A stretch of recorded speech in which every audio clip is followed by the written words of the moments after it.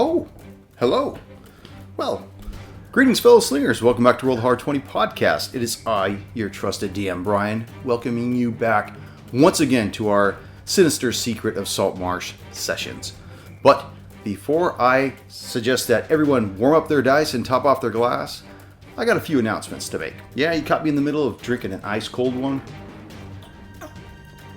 but you're going to have to wait. I got some good news. May 19th, the fellow Hard Slingers and myself will be returning to the Rage Room. Once again, we will be gathered round that table of judgment. Why? Well, I'm glad you asked. Because our Carrion Crown run through Book 2, Trial of the Beast, will begin. Now, I have some bad news for you, or rather just different news. I will not be videoing those sessions, but we will still be videoing the Sinister Secret of Saltmarsh until we come to the conclusion of that one. Why? Because I'm just not much of a video editor. Now, moving on to something else, I want to give a shout out to Jay Roman, who is a fellow Hard Slinger and good friend of the show. Dates back before we even had a podcast when we used to game at the old comic shop. He's been really promoting this show, and I just want to give a shout out to Jay and say thanks for everything you do, brother. Here's a drink for you. Also, I hope that this quarantine crisis finds everyone doing well. I know things are really looking dour right now, but believe me, I believe that the light at the end of the tunnel can finally be seen. Remember, everybody, stay strong, tighten up that chin strap, and loosen up the sword. Let's prepare to do battle. We will prevail. Now, as always, I want to tell everyone how they could get in touch with the show. Head on over to rollthehard20podcast.com and you can see the website. We've got all kinds of pictures up for Riders on the Storm campaign, for our Carrion Crown run through, and for the Sinister Secret of Saltmarsh. So head on over there and check it out. If you have any questions, feel free to write into the show at rollthehard20podcast@gmail.com. Don't forget to find us on Facebook, Instagram, and Twitter. And also, one final thing, we do have a Patreon page out there at patreon.com/rollthehard20podcast. For as little as $1 a month, you can join the fellow Hard Slingers. So, don't be shy, head on over there. We got some really cool incentives along those different tiers, so be sure to check those out. And I'm not talking about tiers like, no, tiers like levels. Well, I think that about covers everything, so prepared for Sinister Secret of Saltmarsh Session 6. Now, warm up your dice and top off your glass as we bring it to you now.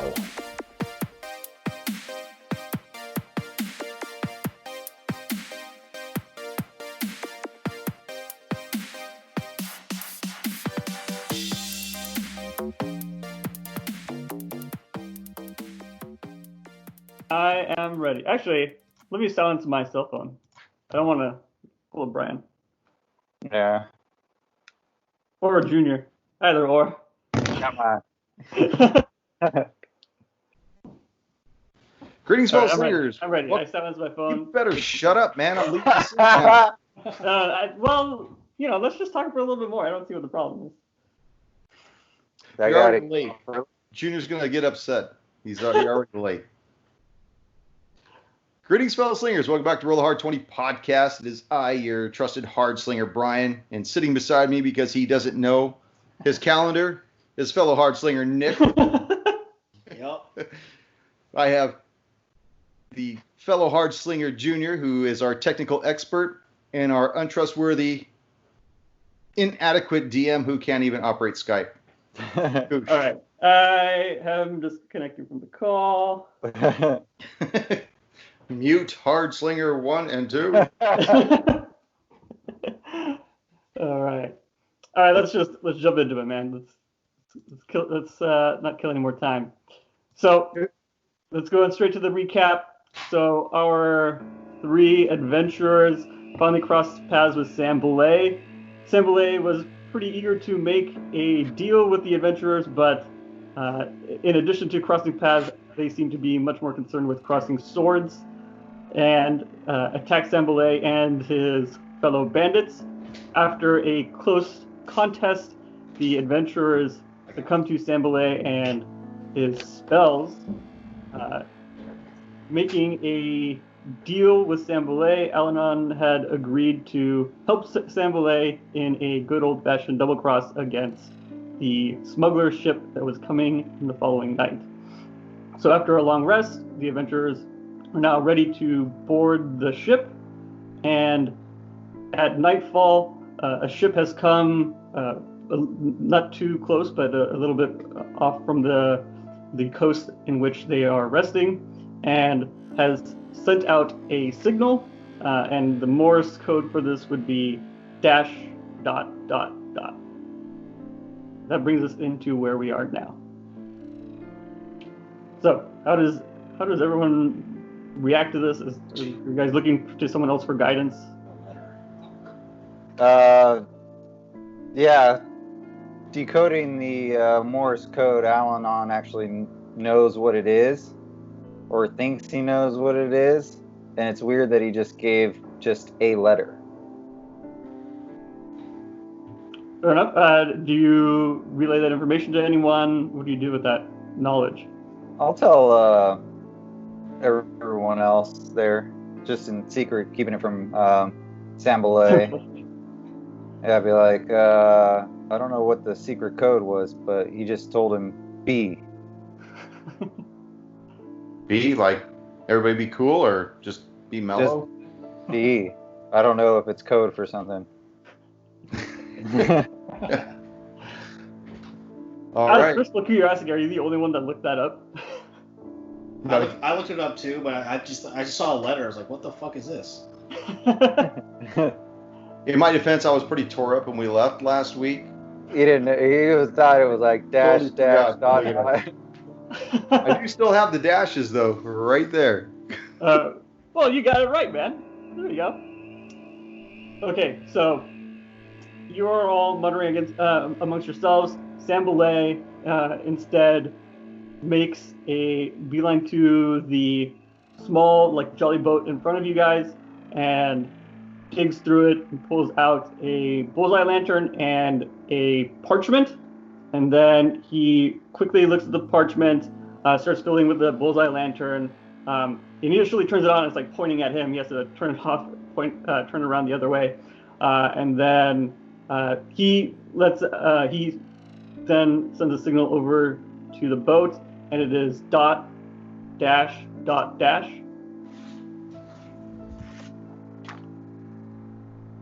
And then after a brief pause, the boat returns the signal dash dash dash. At that point, Sambalay motions to the three of you and says, "Well, it looks like they're ready. Let's get on the boat and make our way to the Sea Ghost." Now, what's the weather like on the water? Oh man, I'm so glad you fucking asked. I have this weather dice, so I'm gonna go ahead and roll it right now. Sure. It is raining today. Raining? Is the water really choppy, or is it still just coming down on it? It's just coming down on it. Okay. So that's just us three and Sambalay, right? On this little boat? Sambalay, the boat, and then, so not another person, but there is one crate that you know is of the smuggled goods on the jolly boat. That's it. Okay. And that's not the baby dragon parts, right? That's in that box, that crate? That's what's in there, yeah. Okay. So there's a number of boxes of that, and he's only taking one with you on the... Okay, got it. Yeah, makes sense. Sorry, right, you were going to say something. Who? You, Me. Brian. Oh, I was just saying, I'm going to get on an oar and start digging into the water. Okay, so we got one oar. Who's taking the other one? Alanon? I'll take the other one. I think. You guys can share. No one's opposed to you guys share. I mean, this is great. I'll let the old man, recuperate his health. Okay. All right, thank you. Two of you have taken the oars. The two spellcasters, it seems, are just relaxing at this point on the jolly boat in the rain. So while you are making your way there, it doesn't seem like it's going to be a very quick journey. You're not making a lot of headway in this jolly boat all that quickly. You think it's probably going to take you like 15, 20 minutes to get from the coast to this other ship. So during that time, Sambalay, after a few moments of silence, decides to break the silence, and he asks, how much do the three of you know about your proprietor, about Galen? I'm gonna remain tight-lipped about this myself, as far as what I personally know, and I just want to tell him that all we did was just receive some information from the barkeep about receiving the job, and that's all that we really know. I've never met the man yet. I hear that's a fairly common story.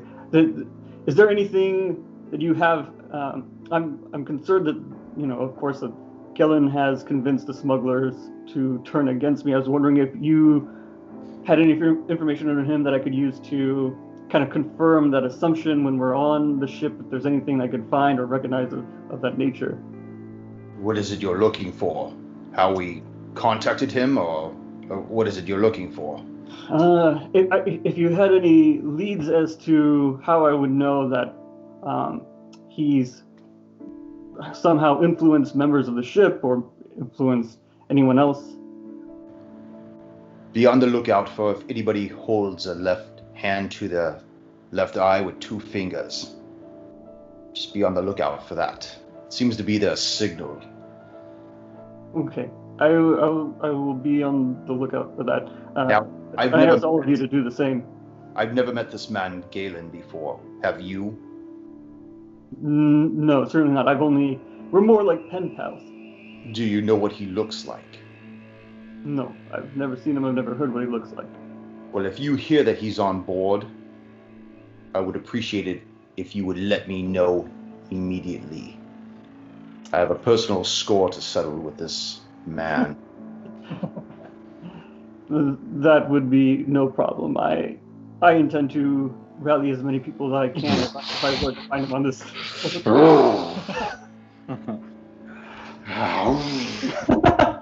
We gotta get in sync. You guys are getting like P90X workout. After 20 minutes, you guys find your way to this boat. Now that you're close to it, you see that it's maybe, you assume, like 90 feet long. There's another jolly boat that's tied up to kind of the front of the ship, and there looks to be a ladder off to the side. And you guys are, sorry, just to let you know, you guys are on the port side. Now, do we see anybody lining the rails waiting for us, or what's for people waiting for you? There's one person. So as you were coming closer, you saw where the light was coming from, which was the what is it called? The crow's nest. So in the crow's nest, there was someone that was signaling with the lantern.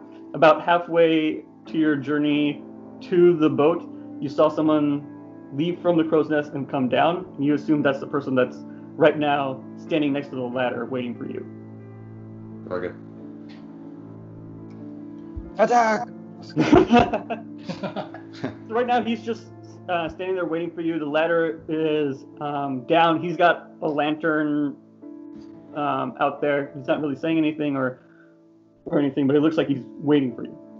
I take one of the ropes and lash the mooring to the side of the vessel itself and try to hold it steady so everybody else can get up the side of the boat. All right, perfect. And then do you have a particular order that you guys are going up in? Al-Anon will go on board. And just so you know, is anyone trying to convince Sambalay, or actually just so I know, is anyone trying to convince Sambalay to go first? Otherwise he's going to go last. I'll have to go last. Okay. Because I'm holding the boat with the lash. Okay, got it. So Al-Anon's first. Dorian, are you going to try and get Sambalay to go before you, or you don't care, you're just going to go? I'll go second. Okay. All right, so we got Elnon comes up, Dorian, and then Sambalay, and then finally Ellis comes up. So you guys make your way up the ladder while Ellis is keeping the boat more or less stuck with the rope. Before you go, do you I assume you tie off the boat in some manner? Yeah, I was just holding it steady against the side of the hull to keep it from banging around, but I am keeping it lashed as tight as I can to it so that it won't float away. Okay, so as soon as the four of you get up, the crew member that is at the ladder, he will beckon for two more people to come. They have ropes, and it looks like they are going down to bring up the jolly boat that you have. So they're going to take the ropes and bring it underneath the boat so that they can, again, use levers and stuff to bring it up, kind of raise it up like the other jolly boat that's attached to the side.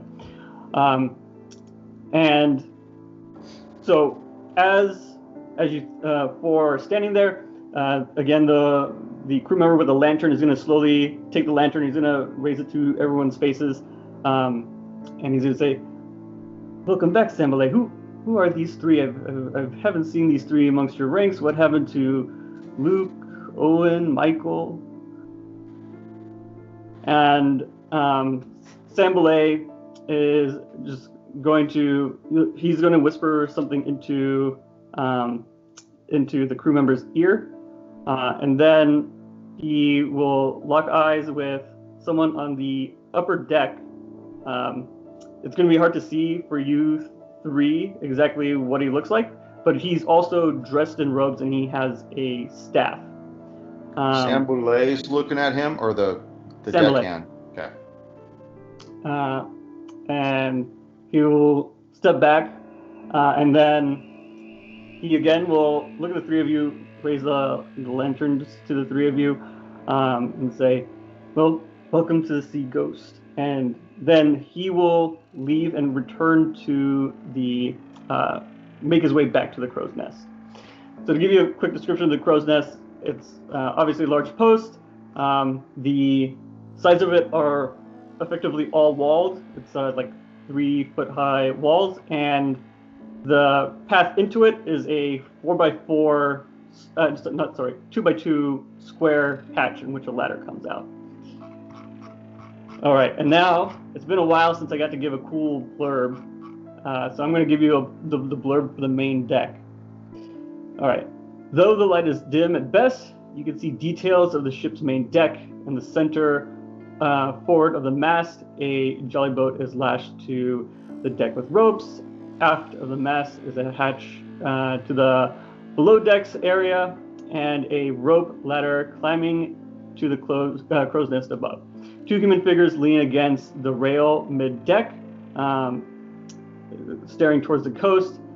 Between them at deck level is a roll of canvas, and to fore and aft below the upper decks stand vague outlines of doors.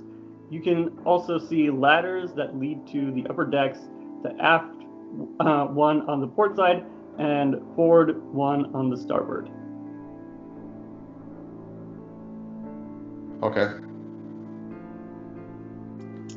So the yeah. other rope figure is at the aft end of this ship, right? Is that where he's at? Where Sambalay made eye contact? He's back to the back of the boat on the upper deck? Okay. He's at the aft. So, and to give you a little bit more about what's going on here, there's two sets of doors on either side, and then there are stairs leading up to the upper decks on either side. The doors towards the bow look to be a little bit fancier, a little bit nicer than the other two doors. So we can probably surmise that the cruise lives in the back and the captain lives at the bow. I don't know why you'd say that, but yeah, maybe. So when you guys are left to your own devices, Sambalay will come to the three of you. He'll say, I've gotten the three of you, not necessarily a free pass through the boats, but more or less you can wander around in the main deck. Just be careful of whose quarters you're entering. Try to find some information that this is in some way linked to Gellin. In the meantime, I will distract the captain and his wizard. And then with that, he's going to leave for the aft of the ship. Can I ask him something Yeah. before he leaves? Mhm. I want to know, do you know that other wizard? We've worked together in the past, and the captain actually I've heard of before. I don't necessarily know his name, but I know he's referred to as Snake Eyes. Snake Eyes. Snake Eyes. He's So the he was- reason I'm concerned that there may have been influence by Gellin. There was a change of captains, and I heard that Snake Eyes, as he is called, was going to handle the shipments going forward. Was he part of the G.I. Joe crew? Do you know? Perhaps, maybe, rather, there's so many families around here. And then he leaves. wait, before you take off. And then he turns around again. What is it this time? Sambo. I call you Sambo, right? We are not friends. You may call me Sambale. Oh. Sambale. How quickly you agreed. Right? You showed him. Apparently he doesn't really likes to be formally, addressed. Don't call him Chuck, call him Charles. Do you have a safe word that, we know that you're in distress, like pineapple or get him now? That way we know shit's going south. And I was get him not now is planning too on any. vague. I was not planning on any foreplay, but he'll produce like half of a set of speaking stones, and he'll hand it to you, Eleanor. If you find any evidence of Gellin's influence on the ship, let me know. I will seek you out. I'll try to do likewise. all right, got it, Sambo. Now go get laid. Sammy! All right. Sambale turns to leave, pauses, looks to see if you guys have anything else to say, and then heads off. Okay. Tori doesn't have anything. Oh no, now I'm worried. Okay, I actually do have a question for you. Oh shit. Where's the What did I rest? do? I'm gonna ask him. Do you know what's behind the fancy doors at the bow of the ship? You know who's in there? So the captain. Yes, one's the captain, one's the wizard's quarters.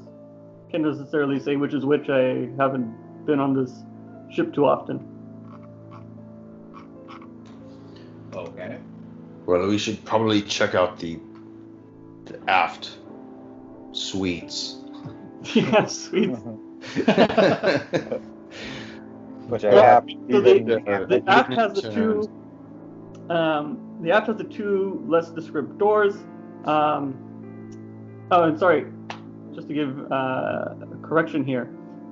In addition to those two doors, there is a set of stairs going down. Where? Between them? Between the two doors. Okay. Well, we'd be foolish to split ourselves up, but I say we start from the bottom and work our way up top. Okay. Alanon, give me a religion check.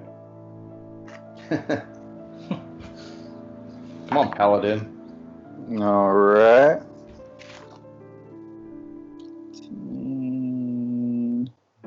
That is a 16. 16. Okay.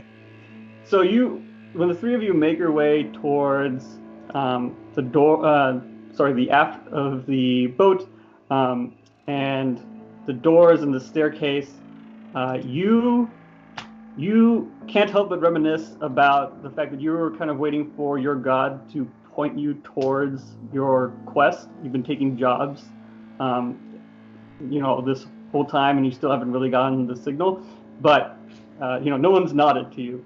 So when you get onto this boat, you first had this kind of strange feeling, but now that you have made your way to this side of the ship, you feel like you were meant to be here. Something on this boat your God wants you to find. Oh, right. You're being gently pulled. Yeah. God's like to slightly tug off. Being slightly tugged. I'll just kind of. This is a tugboat at this point. Yeah. I just kind of get the better feeling, like, all right, we're on to something here. Just good feeling as we're heading down the stairs. Okay, yeah. So you guys are definitely heading down the stairs. I didn't notice if you guys agreed or not. Hey, Junior, do you see Brian's camera moving? I don't. I see you moving, and I see Brian pause. He froze in a funny Yeah, I did. They seem very happy. That's good. So here's the problem with Nick being there. We've lost half our players because Brian froze. That is true. Oh man, jump back 5. I think we lost him. Hold on. I think we lost him, man. I'm worried now. All right, Al-Anon's going to carry on the mission by himself. Yeah, okay. You're going by yourself at this point. I wanted to read the blurb while they're paused, but then I realized they need to kind of see what's going on in the blurb too. Yeah, let me send them a message real quick and see if they could pick that up. Yep, there they are. There, you guys are back. Did you guys hear everything? What? Did you hear everything? Now they're fucking frozen. Now you're frozen, Koosh. What the fuck, man? He's moving. I see him. I can hear him now. Yeah. God. You know why? Is you got on 40 minutes late, Koosh. 40 minutes late. We're how many? We're like 49 minutes into the recording. Well, we started without you. We recorded all your blunders. Oh man. Okay. We feeling good? We feel like we're gonna keep going without any crashes. We're gonna head Just down so you the know stairs it, without crashes. Most of the time, we can still hear you if we crash. Like if we freeze, I can still hear you. You don't have to stop. Okay, I wasn't hearing you guys, so that's also problematic though. I don't know, Junior, did you hear them at all or no? I couldn't hear them. Alright, shit. Do we want to put a pause in to like snip some of this out? No, keep going. Can you hear me? Alright. Yeah, I can hear you. Yeah, just keep reading. Alright, man. So, you guys go down the stairs. You go down, and then it says you turn left, and then you come and you turn again to go down and make your way to the cargo hold. So, another brief description. The cargo hold, the lantern light reveals an orderly cargo hold. Through the center runs the base of the main mast. Beside it, narrow wooden stairs lead up to the hatch above. Against the aft bulkhead are stacked bolts of cloth, lashed by ropes to buckets, bolted to the deck so that they are secure. On each side are stacked a large number of small casks, also secured by rope to the deck. And it's not mentioned in here, but behind you, you see 2 more sets of doors, and then in front of you, you see 1 door. So that basically on the bow side of the wall, or on the wall on the bow side, there is 1 door, and on the aft side, there are 2 more doors behind you. And we're at the aft right now, right? Yep. Can I see what's in the casks? Yeah, go ahead. When you open, you don't even need to do investigation. When you dig through the casks, you see that there are bolts of silk. There's brandy and wine, and then some mining tools. It doesn't seem like there's anything too conspicuous in these. Are the crates similar to the ones we found earlier in the tunnels? I There are no crates. It's basically all barrels here. Oh, all They're barrels. like tied down. All right. I want to check what's in the barrels. It's exactly what I told Brian. Oh, okay. So they all look the same. Yep. That's racist. These damn barrels. Barrels. They're very different on the inside, but on the outside, they mostly look like Are barrels. there any holes in the side of the barrel? Every single barrel has at least one hole. Are there any that have more than one hole? Every once in a while, there's two. And they're uncomfortably close to each other. One's in the bottom of the barrel. One's in... All right, well, let's check the door on the, well, that would be our right, which would be on the port side. Yeah. That's the one door, right? Yeah, because as we're looking towards the aft, the port is now on our right side. So I want to check that door right there. What a sailor you are. Oh, gotcha. Seaman. Get in that barrel for me, will you? All right. So this door is unlocked. You open the door and you are greeted by a cabin that looks to belong to someone that is of slightly more importance than a regular crew member. When you open it, in the center of the cabin sits a plain wood table on which stand a pewter flagon and a pewter mug. Beside the table is a wooden chair, and hanging over the table is an unlit hooded lantern. Also hanging from the ceiling at the aft end of the cabin is a large cage that holds a parrot, apparently asleep. Next to the hole hangs an unoccupied hammock. Beneath it is a brass-bound wooden sea chest. And this room is more or less 15 by 15 in regards to dimensions. Do we want to keep Yes. a lookout? But I'm curious what might be in that case down there. My curiosity has been sparked as well. But since we are guests on this boat, maybe we should have someone interfere with maybe an unwelcomed or undesired guest that happens to walk by. Very well. Yeah, Dorian will keep watch. I'll be the lookout. I wouldn't want to do anything unethical here. I'll make sure the paladin forgives me when I'm done. Okay, so Dorian is just standing at the door at this point. I am concerned about that parrot, though. Do you guys step in or no? Are you guys still outside? Not yet. We just decided to keep a lookout. We haven't stepped in yet. We're looking around. Okay. What else are you guys doing? After you guys done looking around so bravely. I'd like to stealth my way into the room. Yes. Disable that alarm. With sword drawn, I purposely look forward to disabling the alarm. Oh, yeah. 22. 22? Okay, you're able to quietly make your way into the cabin. And as you come in, you hear, "Alright, pieces of 8." And that's it. And after that, it's done and it looks like it's gone back to sleep. Wait, did you say pieces of hate or pieces of 8? 8. 8. Pieces of ass. You broke up. 8 pieces of ass. One squawking parrot. Okay. Now continue to move Yeah. in. Okay. And then, are the two of you, are the other two still kind of standing watch, or what's going on with the two of you? I'm kind of Especially like after at you the hear doorway. that noise. At that point, I'll walk in as well. Okay. And then Dorian will stay out, and he has his back turned to the other guys, and he's just like looking out into the main cabin area. Okay. So Dorian, while you're looking out, you don't see any motion after hearing that. You heard this squawk. Tensions were a little bit high, but after that, stuff.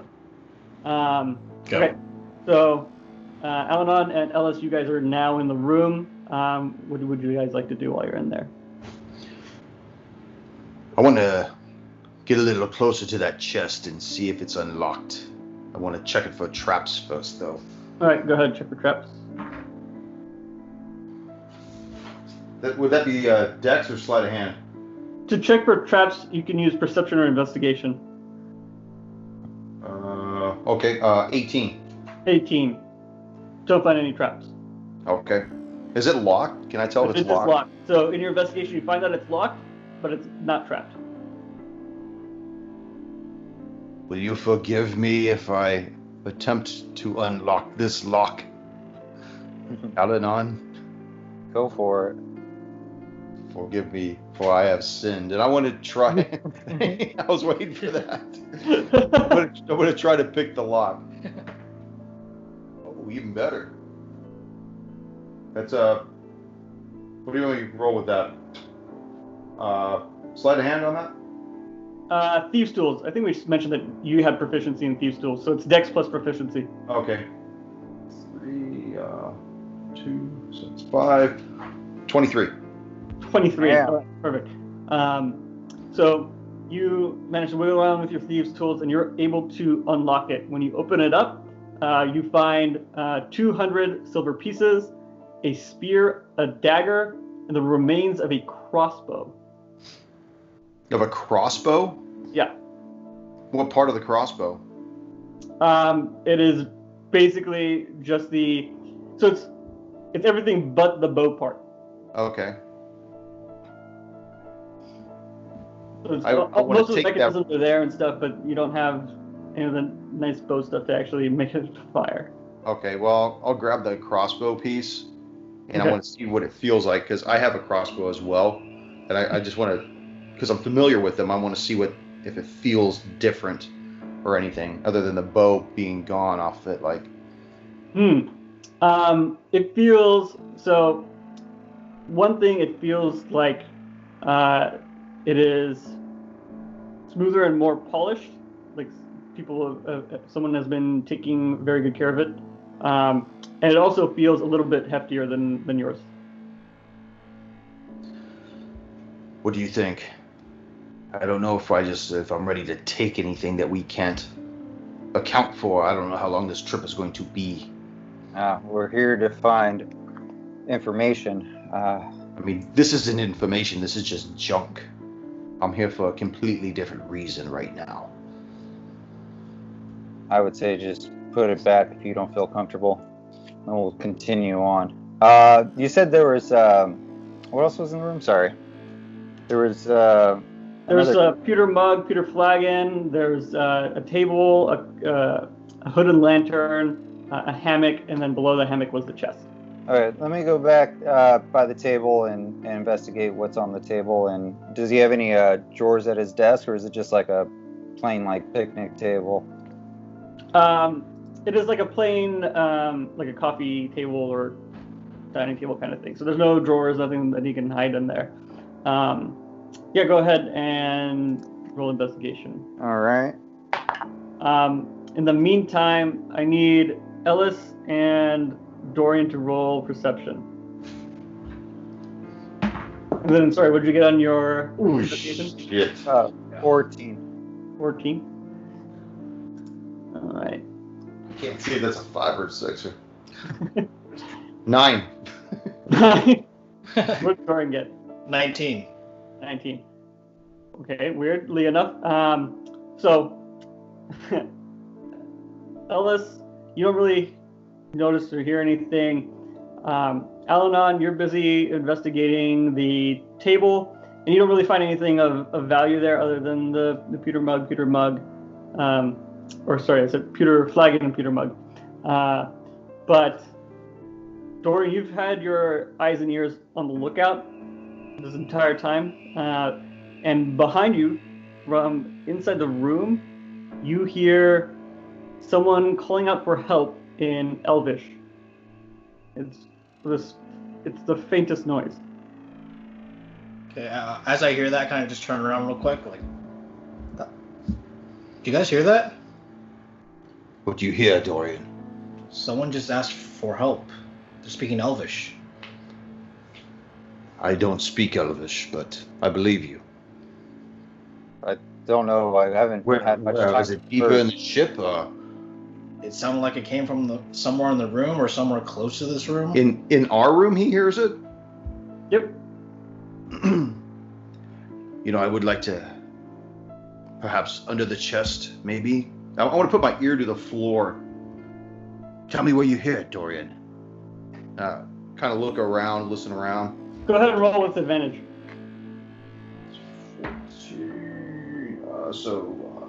20. 20? Okay. That's with advantage. Wait, you could roll the 20? Okay, perfect. Yeah. So while you're listening in, you actually don't necessarily hear it from below, but again, sound travels better through some sort of medium. So while you put your ear to the wood, you do hear it. You do hear the noise that Dorian mentioned. You can't translate it. I'm assuming you don't speak Elvish, actually. You can correct me if that's wrong. But you hear. I don't understand you. What did you say? You hear directly ahead of you at the back wall, so towards the aft again. Someone repeating the same phrase over and over again. No. Like on the other side of the wall? Yeah. Not the dividing wall between this cabin and the other room, but on the back side, right? On the back side of the wall. Okay, I think it's back here, Dorian. It sounds like it's coming through the wall back here. Okay. Dorian will go to the back of the room. He's kind of put his ear up against the wall and see if he can kind of like confirm that he heard it. And I'm going to close the door leading into this cabin. Okay. And then go ahead. Sorry, what were we rolling again, Dorian? I guess another perception check. Go for it. 20. 20. You're following the noise the way Ellis had described it to you. You're also following it from where you heard it before. And while you are kind of looking and pressing against the wall, you push in a certain way that some of the wall gives way and starts to turn slightly. You think you found a secret door. Ooh. Okay. I want to look at the bird, make sure it's still out. Yeah, it is. Can I look at the cage? Like, see if there's anything on the bottom of the cage before we go through that door? Go for it, man. Yeah. Alan looks at this. 8. It's weird fetishes. I'm gonna wear that bird, dude. You waste a bunch of time digging through the bird shit. You're not able to find anything in there of value. Just a paper cut. Yeah. This tastes just like bird shit. What has this bird been eating? It's very salty. Try it. So the rest of you notice that Dorian has sort of pushed and opened a secret door. Behind the door is completely dark. There's no light coming from inside the room. Dorian, what do your elvish eyes see? What do I see? All right. So when you peek your head into this space, you open it just a crack so you can do so. You see in the darkness the body of a. I made it sound like it's dead. You see the live body of a sea elf that is chained to the floor. There's a manacle and chains for each limb, so both arms, both legs, and he's basically tied down to the floor, and he's not even looking forward. He's looking down at the ground, and he's again saying help over and over again in Elvish. It's also taking a lot of effort for him. It's like he's running out of his throat has gotten very dry from saying it so many times at this point. What do you see? There's a there's an elf in here. He's chained up. He's got manacles on him. Is there a barrel next to him? I don't see one now. No bear. Is he an angry elf? How big is the room in there? Is it the only thing in there? Is he the only thing in there? Yeah. Okay. So I'm gonna go up to the elf and I'm just gonna whisper to him in Elvish, like, I'm here. I'm here to help. Shut the fuck up! You're being. You're gonna give us away. Dorian, what are you doing? We don't have time for more cargo. We're here for something else. Seems like a slave or a prisoner. We have to release him. That won't be noticed. Running around, how he got free. What if he's not the only one? Then if we kill him, they won't be out so much. While you guys are both gabbing, the elf is going to respond to Dorian, and he's excited to see someone else of his kind, someone else that's actually just not one of the pirates or the smugglers. And he'll say, "Have you come to save me?" And then I respond back to him, I don't know. Who are you? How did you get here? I volunteered to help with the ship. I was looking around one night and I found that they were smuggling some goods in the bilge, and then next thing I knew, I was knocked out and I found myself in this room. Alanon, what are they saying? Do you understand me, Alanon? I understand you. I don't. Does Alanon speak common? We're gonna retcon a lot of things. He speaks common, but at the same time, as they're going back and forth, he wants to actually grab the hooded lantern and walk inside and kind of get a better idea of what's inside with the elf. Alanon, give me another religion check. No, that's fucking out of the tray. Oh, that is a 6. All right, can't help you. You think you noticed something, but you're not sure where it is. You're not sure if it's in this room, another room, whatever's going on. But your spidey senses are tingling still, but not any differently than they were before. Okay, so you bring the lantern in. You're able to illuminate the room some. Inside, you see this elf that has bluish skin. He's got gills on either side of his neck and white hair. His hands are only moderately webbed. Kind of fish person, huh? This elf has been accursed.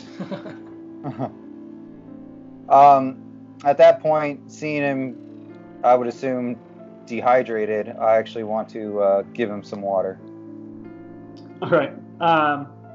When you offer him water, he'll greedily take I assume it's a water flask, and drink it down. He'll empty it and return it to you, and he'll say, and he's gonna tell Dorian, again in Elvish, my name is Oceanus. I need if you can free me, I promise I'll help you do whatever you want. I just want a chance to turn against my captors. What is his name? Oceanus. Oceanus? Oceanus? Oceanus. Oceanus. Well, suppose we have another mouth to feed now. I'm telling you, if we let him loose, they're going to come down on us. This whole gig will be up. Yeah, but we can't leave him here. So I'm actually going to tell Alanon and Ellis what he's told me so far. It's it seems like he witnessed them smuggling something, and before he knew it, he was held captive, he was knocked out. Ask him what it was they were smuggling. I relay back to Oceanus. Did you see what they were smuggling at all? Yeah, I only saw it briefly. It looked to be scales of some sort. I assume spell components. Scales? Yes.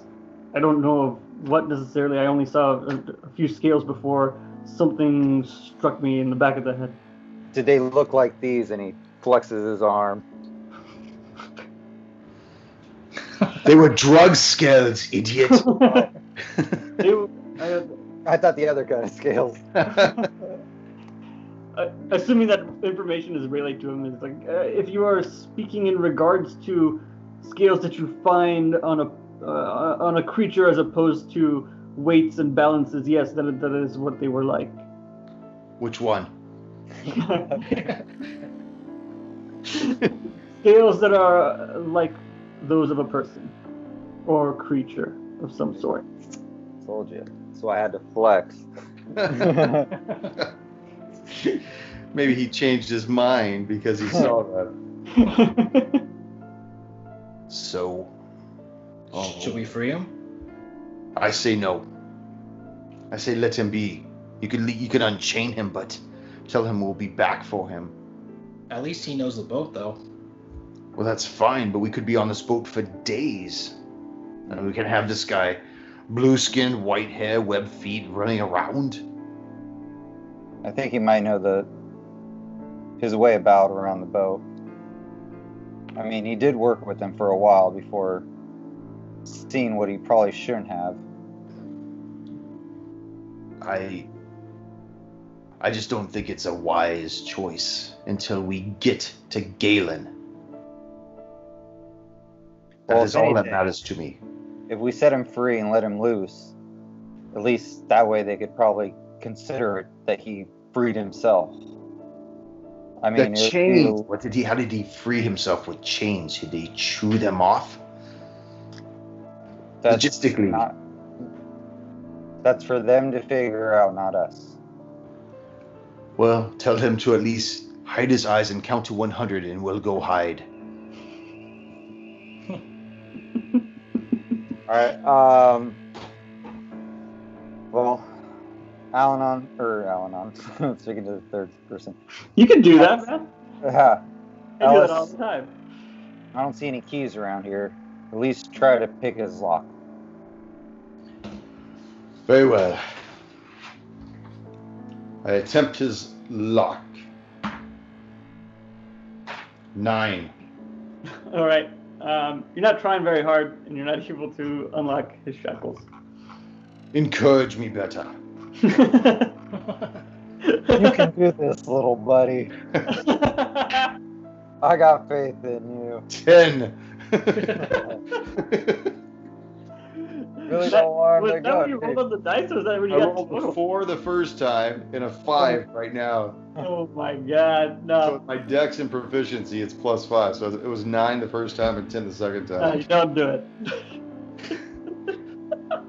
My heart's just not in it. I can't. What can I say? Here, you try, and I give him the picks. Actually, Al-Anon wants to turn to Dorian and ask him to tell, what was his name again? Ocean ass. Ask him if he knows anything about a man named Galen. Okay, so I turned to Oceanus, like, do you know who Galen is? Have you heard of this name before? Have you seen him? There's a drawn out pause, and he turns to face you, and with like a look of dread in his eyes, he says, "I've met him." And I think that's where we're going to end our session. See, Ellis? You could positive ID this guy. Before we end it, tell me what he said. He's seen them before. He's met them. At that point, I rally up. No, take don't my bother him tools. on the call at this point. That's where you could end it. Alright, I'm gonna stop the recording.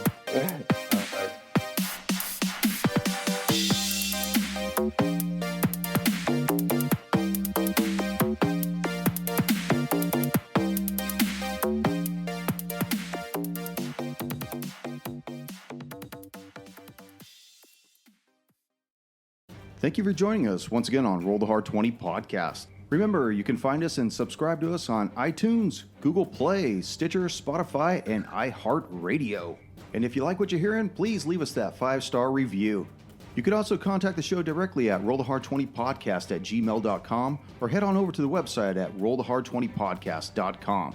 And be sure to check out the galleries. We got a lot of really interesting stuff posted there. And finally, join us on our Patreon page at patreon.com/rollthehard20podcast. There are ways for you to help out the show and pick up swag.